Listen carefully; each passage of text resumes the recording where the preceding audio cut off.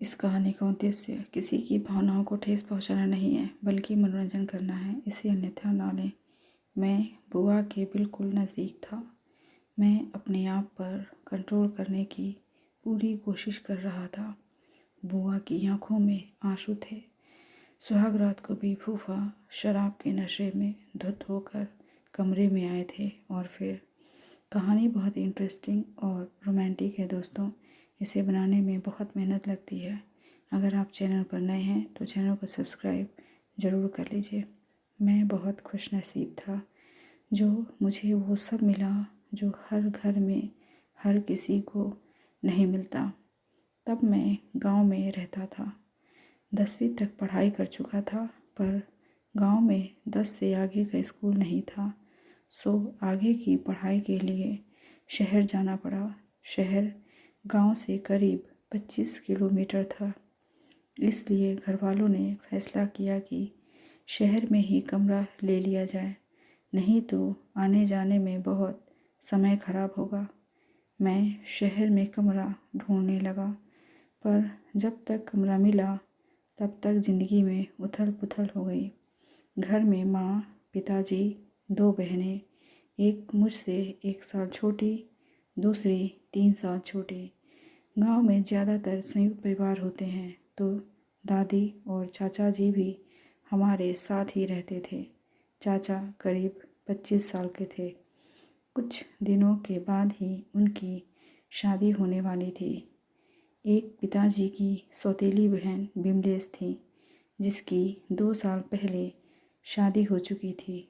चूँकि वह हम उम्र थी, मैं उन्हें उनके नाम से बुलाता था। अगर चरित्र की बात करें तो मेरे परिवार में सभी शरीफ थे। कभी भी किसी के बारे में मैंने घर या बाहर कोई गलत बात नहीं सुनी थी। मेरे मन में भी कभी परिवार के किसी सदस्य के बारे में कभी कोई गंदा विचार नहीं आया था। मैं शहर में कमरा तलाश कर रहा था।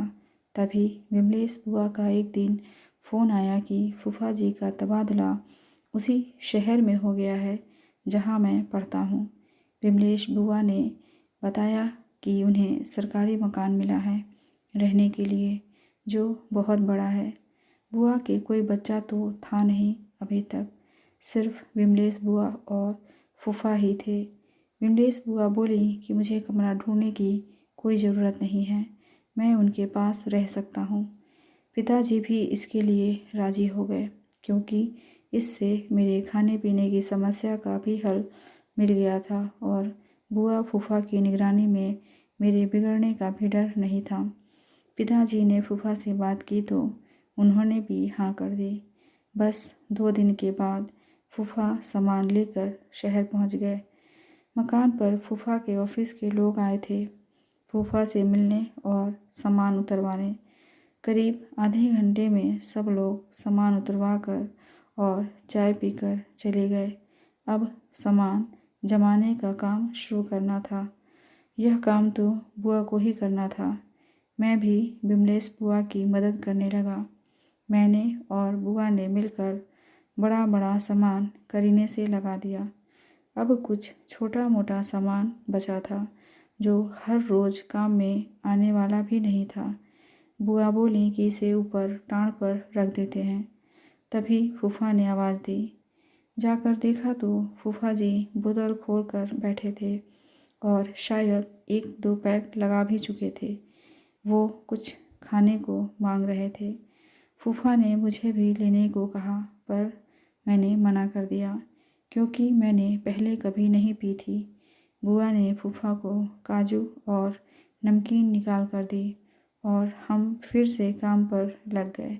बुआ टाँड़ पर चढ़ी हुई थी और मैं नीचे से सामान पकड़ा रहा था। अचानक बुआ एकदम से चिल्लाईं। मैंने पूछा, क्या हुआ? तो बुआ बोली, छिपकली है। बुआ छिपकली से बहुत डरती थी। मैंने ऊपर चढ़कर देखा तो छिपकली ही थी। डरता तो मैं भी था छिपकली से, पर मैं अपने आप पर कंट्रोल करने की पूरी कोशिश कर रहा था। मैंने छिपकली को जैसे तैसे भगाया। बुआ अब भी बहुत डरी हुई थी। डर के मारे बुआ की आवाज़ भी नहीं निकल रही थी। बुआ डर के मारे काँप रही थी। मैंने बुआ के कंधे पर हाथ रखा और बोला, बुआ अब छिपकली नहीं है, मैंने उसे भगा दिया है। पर बुआ अब भी काँप रही थी। मैं टाँड़ से नीचे उतर गया। बुआ जब नीचे उतरने लगी तो बीच में ही लटक गई। बुआ ने मुझे मदद करने को कहा। मैंने बुआ की टांगें पकड़ ली और बुआ धीरे धीरे नीचे आने लगी। मैं तो जैसे कहीं खो सा गया था। बुआ बोली, अब ऐसे ही पकड़ कर खड़ा रहेगा या मुझे नीचे भी उतारेगा। मैं भी सपने से जगा और बुआ को नीचे उतारने लगा। तभी फूफा की आवाज़ आई। फूफा को कुछ खाने के लिए चाहिए था। बुआ रसोई में चली गई। मैं पहले तो वहीं खड़ा रहा, फिर मैं भी बुआ के पीछे पीछे रसोई में चला गया। बुआ ने खाना लगाया और फूफा को देने चली गई। खाना फूफा के ऑफिस के लोग देकर गए थे। फूफा के कमरे में जाकर देखा तो फूफा पूरी बोतल गटक चुके थे। बड़ी मुश्किल से एक रोटी खाई और वहीं बेड पर पसर गए। बुआ ने उनके जूते वगैरह उतारे और सीधा करके लिटा दिया। 5 मिनट के बाद ही फूफा सो गए। बुआ ने कहा कि मैं भी रसोई में आकर खाना खा लूँ। मैं भी बुआ के पीछे पीछे रसोई में चला गया। बुआ ने खाना लगा दिया था और जैसे ही मुझे देने के लिए पीछे मुड़ी तो मुझसे टकरा गई, क्योंकि मैं बुआ के बिल्कुल नज़दीक खड़ा था। खाना गिरते गिरते बचा। मैंने बुआ को संभाला। फिर बुआ फूफा के कमरे में चली गई। मैं भी बुआ के पीछे पीछे चला गया। फूफा गहरी नींद में सो रहे थे। बुआ ने कमरे में देखा और फिर रसोई में चली गई। बुआ को शायद भूख लगी थी। मैंने और बुआ ने बैठकर खाना खाया। फिर बर्तन धोकर बुआ फूफा के कमरे में जाकर सो गई। मैं भी अपने कमरे में सोने चला गया और बेड पर लेटकर सोचता रहा कि क्या बुआ और फूफा के बीच सब ठीक है। और सोचते सोचते ना जाने कब मुझे नींद आ गई। सुबह बुआ ने मुझे उठाया और चाय दी गई। फूफा भी उठ चुके थे। बुआ बिल्कुल सामान्य थी, जैसे रात को कुछ हुआ ही ना हो। चाय देकर बुआ नहाने चली गई और फूफा ने मुझे अखबार लाने को भेज दिया। वापस आया तो फूफा ऑफिस के लिए तैयार हो चुके थे। मेरे भी स्कूल का टाइम हो गया था, सो मैं भी नहाकर स्कूल के लिए तैयार हो गया। 10 बजे फूफा ऑफिस के लिए चले गए। बुआ ने अभी तक मुझसे कोई बात नहीं की थी, बिल्कुल चुपचाप थी। जब मैं स्कूल के लिए निकलने लगा तो बुआ बोली, राजू आज स्कूल रहने दे, घर पर कुछ काम है, आज की छुट्टी ले ले। मैं तो जैसे यही सुनने का इंतज़ार कर रहा था। मैंने झट से अपने एक दोस्त को बुलाकर छुट्टी के लिए बोल दिया। कुछ ही देर के बाद एक चपरासी घर की सफाई करने आ गया। मैं उसके जाने का इंतज़ार करता रहा, पर उसने पूरा 1.5 घंटा लगा दिया। मैं सोच रहा था कि इससे तो अच्छा था कि मैं स्कूल ही चला जाता। बुआ घर का काम कर रही थी।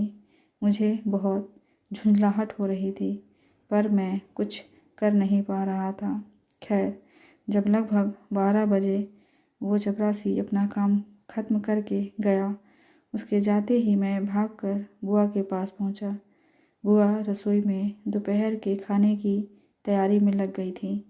मैंने बुआ को देखा। बुआ की आंखों में आंसू थे। बुआ रो रही थी। मैंने बुआ के आंसू पोंछे और पूछा, क्या हुआ?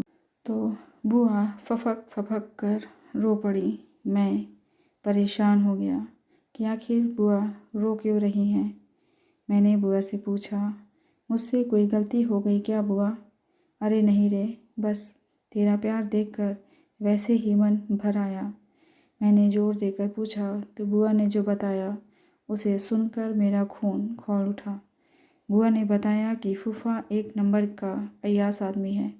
शादी के बाद सुहाग रात को भी फूफा शराब के नशे में धुत होकर कमरे में आए थे और फिर बोले कि वो किसी दूसरी लड़की से प्यार करते हैं और वो इस शादी से खुश नहीं हैं।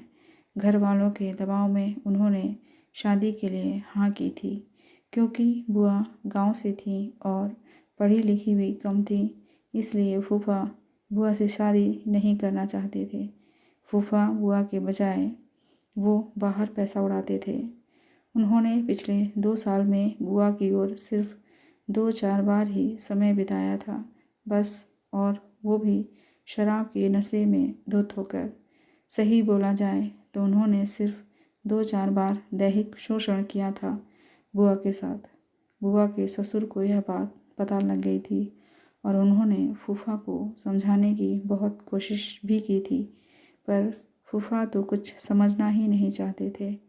आखिरकार बुआ के ससुर ने फूफा को उस संगत से निकालने के लिए ऊपर सिफारिश करके फूफा का तबादला यहाँ करवा दिया था। बुआ, अब तुम्हें और आंसू बहाने की ज़रूरत नहीं है। मेरे होते हुए तुम्हें कभी भी किसी चीज़ की कमी नहीं होगी, मैंने बुआ को सांत्वना देते हुए कहा। एक दिन मैं फूफा को भी सही रास्ते पर ले आऊँगा। बुआ एक बार फिर फपक पड़ी। फूफा 5 बजे के बाद आने वाले थे और घर पर और कोई काम भी नहीं था, तो हम दोनों पास की मार्केट चले गए कुछ घरेलू सामान लेने। शाम को बुआ की अचानक तबीयत खराब हो गई। फूफा पीने में व्यस्त थे। मुझे ही डॉक्टर के पास ले जाना पड़ा। 2 दिन बाद रिपोर्ट आई तो पता चला कि बुआ प्रेग्नेंट है। फूफा बुआ पर चिल्लाने लगे कि ये कैसे हो सकता है, ये मेरा बच्चा नहीं है। मुझे कहने लगे, क्या किया है तुमने? मैं सकपका गया। मेरे मुंह से आवाज़ भी नहीं निकली। तभी बुआ बोली, इसकी कोई गलती नहीं है, ये तुम्हारा ही बच्चा है। फूफा बुआ की एक नहीं सुने और घर से निकाल दिए। मैं बुआ को लेकर अपने घर आ गया। घर में सब पूछने लगे, क्या हुआ, ऐसे कैसे आ गई? फिर बुआ सारी बातें बताईं। फूफा कैसा व्यवहार करते हैं बुआ के साथ। मेरे पापा बोले, तुम यहीं रहो, मैं सब देख लूँगा। कुछ महीने बाद बुआ को एक बेटा हुआ। पापा ने बच्चे का DNA टेस्ट करवाया और रिपोर्ट फूफा को भेज दिए। साथ में एक चिट्ठी भी जिसमें लिखा था, मेरी बहन बिल्कुल पवित्र है, चरित्र आपका खराब है, मुझे सब पता चल चुका है। अगर आप मेरी बहन को सम्मान के साथ रख सकते हैं तो आकर अपने परिवार को ले जाएं, अन्यथा हम कोई दूसरा रास्ता अपनाएंगे। चिट्ठी मिलते ही फूफा आए और बुआ से माफ़ी मांगे। फूफा को बुआ की अहमियत समझ आ चुकी थी, क्योंकि उनके माँ बाप ने भी उनसे रिश्ता तोड़ दिया था। फूफा की ज़िंदगी अस्त व्यस्त हो चुकी थी। सबके समझाने के बाद अब तो फूफा भी बुआ में रुचि लेने लगे थे। अब तो मेरी यही कामना है कि सब ठीक रहे। कैसी लगी आपको ये कहानी? कमेंट करके ज़रूर बताइएगा। मिलते हैं अगली कहानी के साथ। धन्यवाद।